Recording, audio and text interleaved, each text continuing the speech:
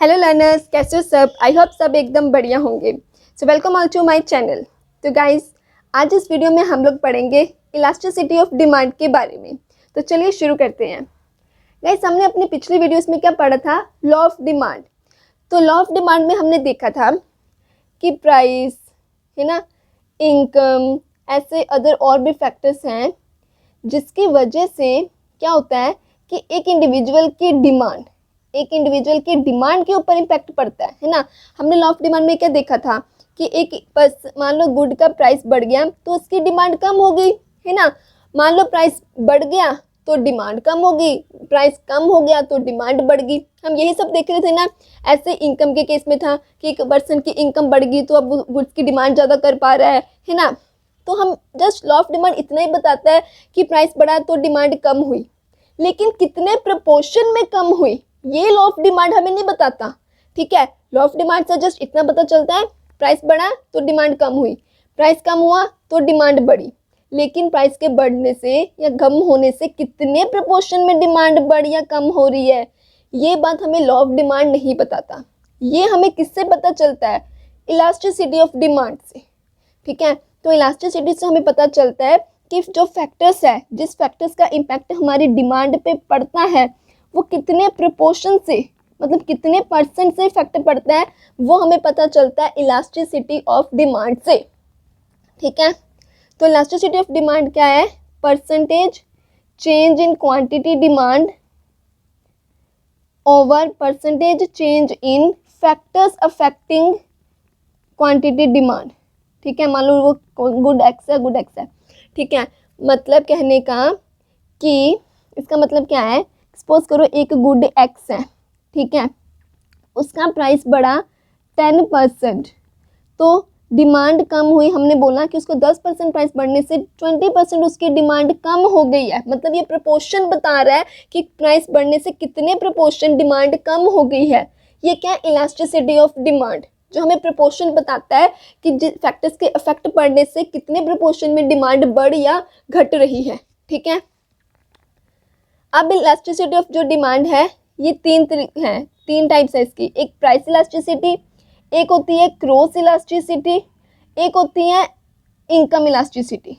ठीक है, price elasticity का मतलब है, तो प्राइस इलास्टिसिटी का मतलब है जब प्राइस के वजह से एक गुड की डिमांड बढ़ती या घटती है। ठीक है, फॉर एग्जांपल जैसे मैंने अभी बोला ही था कि एक गुड एक्स है, ठीक है, उसकी जो डिमांड है ना वो मान लो 10% बढ़ गई है, उसका प्राइस 10% बढ़ गया है।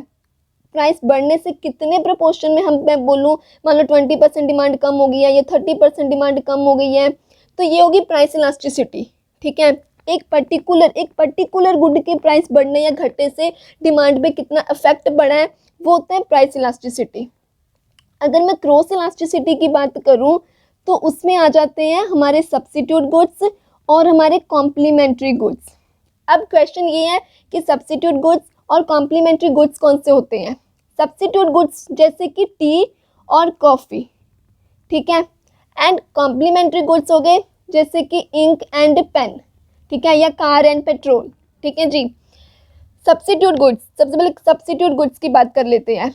सब्स्टिट्यूट गुड्स में मान लो अगर मैं बोलूँ कि टी का प्राइस 20% बढ़ने से, क्योंकि अगर इसका प्राइस बढ़ गया है, इतना तो आपको पता ही होगा कि अगर टी का प्राइस बढ़ गया है तो डिमांड इसकी कम होती है, तो किसकी डिमांड बढ़ जाती है? उसके सब्स्टिट्यूट की, है ना।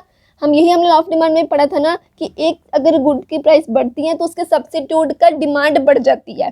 ठीक है, अगर मैं बोलूँ कि इसकी 20% प्राइस बढ़ने से इसकी 30% डिमांड बढ़ गई है या इसकी 20% डिमांड बढ़ गई है, तो दैट्स अ क्रॉस इलास्टिसिटी। ठीक है, और कॉम्प्लीमेंट्री गुड्स में क्या हो गया? कॉम्प्लीमेंट्री गुड्स में हो गया जैसे कार एंड पेट्रोल। ठीक है, इसमें क्या होता है, एक का प्राइस बढ़ता है तो दूसरे की डिमांड ऑटोमेटिकली कम हो जाती है। ठीक है, ये इस बात में कंफ्यूज मत होना। सब्स्टिट्यूट गुड्स में जैसे कि हमारे टी एंड कॉफ़ी ये होते हैं हमारे सब्स्टिट्यूट गुड्स, जैसे कि हमारे कार एंड पेट्रोल ये होते हैं हमारे कॉम्प्लीमेंट्री गुड्स।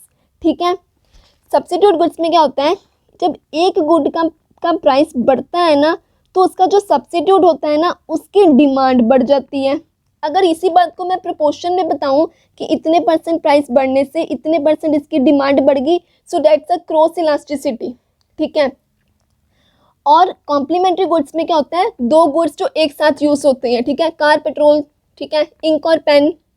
अब मैं बोलूँ कि इसमें अब अच्छा कॉम्प्लीमेंट्री गुड्स में पता क्या होता है, एक का प्राइस बढ़ने से दूसरे की डिमांड कम हो जाती है, ये याद रखना। सब्स्टिट्यूट में एक का प्राइस बढ़ने से उसके ऑपोजिट जो उसका दूसरा सब्स्टिट्यूट है उसकी डिमांड बढ़ेगी। कॉम्प्लीमेंट्री गुड्स में एक का प्राइस बढ़ने से दूसरे की डिमांड कम हो जाएगी, ठीक है। इसको मैं प्रोपोर्शन में बोलूँ तो ये क्या हो गया, क्रॉस इलास्टिसिटी।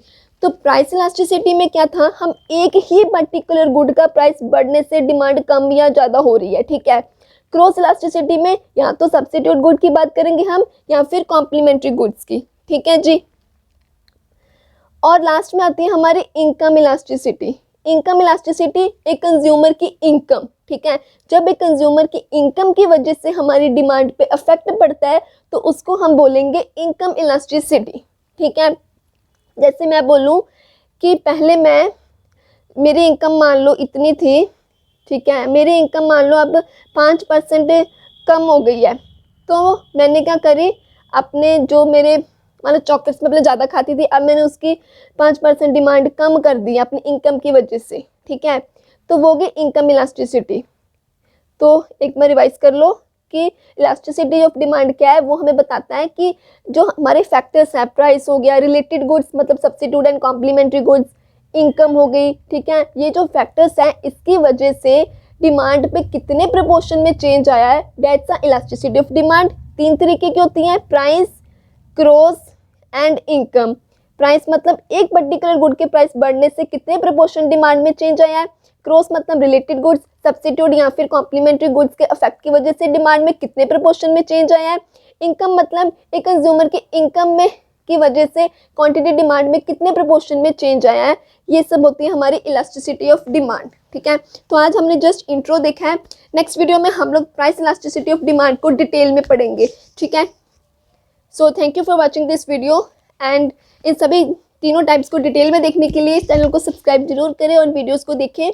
एंड अगर आपको ये वीडियो यूजफुल लगती है तो अपने और फ्रेंड्स को भी शेयर करें। Thank you so much.